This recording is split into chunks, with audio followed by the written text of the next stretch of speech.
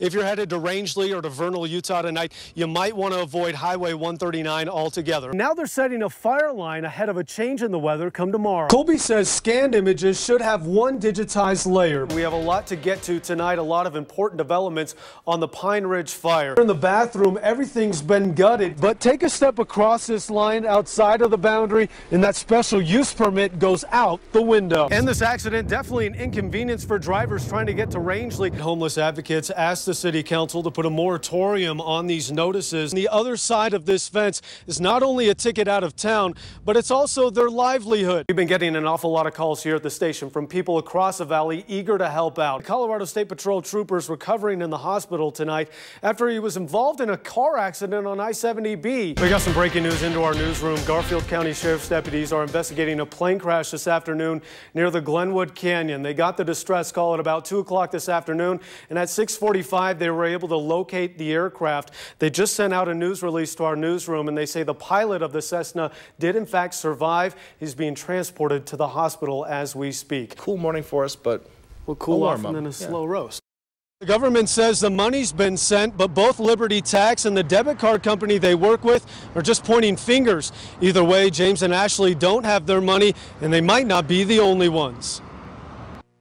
The signs are still out, but nobody's home, and now thousands of dollars worth of tax refunds have gone missing. We need our money, and it's irritating. Ashley Schultz and James Stout went with Liberty Tax for the first time this year. They were promised their money back in April, but it's been a month and a half and they still haven't seen a penny. They said 8 to 15 days, and we got a prepaid debit card that they were supposed to put the money on that would come in the mail, and I haven't seen it yet. James and Ashley don't appear to be alone either. Other businesses in the shopping center tell us they've seen crowds of people coming up and banging on this door, peering through these windows, all with the same question. There's nothing really we can do. So they started looking for answers. But the doors are locked. You have reached a number that has been disconnected. And the phones are disconnected at every location but one on North Avenue. We've called them. They told us they were supposed to be open Thursday and Friday, 10 to 2. What time is it right now? 12:30, 12:15. Are they open? No. Next was a call to Liberty Tax's corporate office. It seems like every time we call, they blow us off. Then the IRS. We called the IRS, and they said on April 15th the money was transferred to Liberty Tax, and I haven't seen a single dime of it. So we called the debit card company. They haven't seen the money either. So we haven't received any yet. So what do you think they've done with the money, or what do you think's happened to it? Cash and run, you know? I mean, what else could have been? Far from the company's symbol or its guarantee. Calvin Vaughn, like any other 10-year-old, safe, loves school, his friends, his life. I heard that! Every Tuesday at Scenic Elementary, he tells a joke to the entire school. Normally Tuesdays with Calvin, school staff made a special exception for us today. What did the digital clock say to the grandfather clock? Look, Grandpa, no hands. But there's one thing that separates this fourth grader from the rest, and it's not his suit and tie. It's gotten a lot easier, but I wish I didn't have it. In February, this popular outgoing young kid heard from a doctor something that would change his life forever.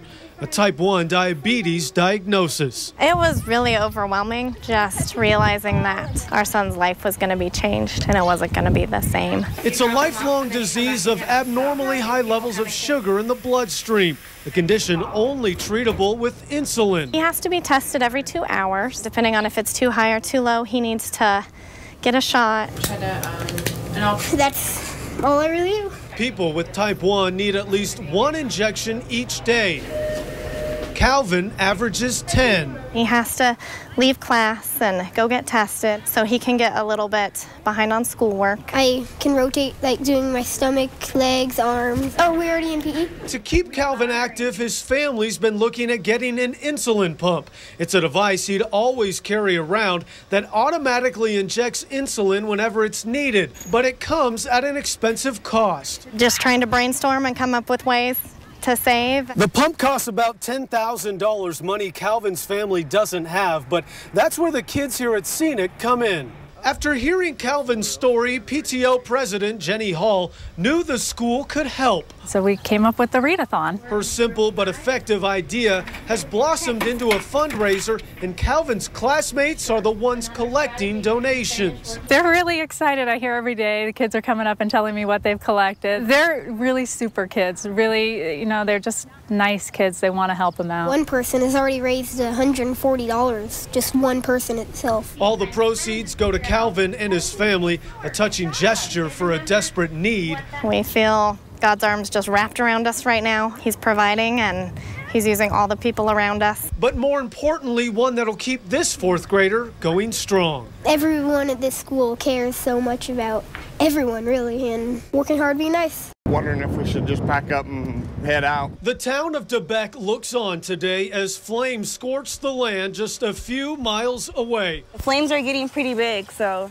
yeah, it's pretty scary. The Pine Ridge Fire, as it's being called, erupted Wednesday afternoon, starting off at around 20 acres.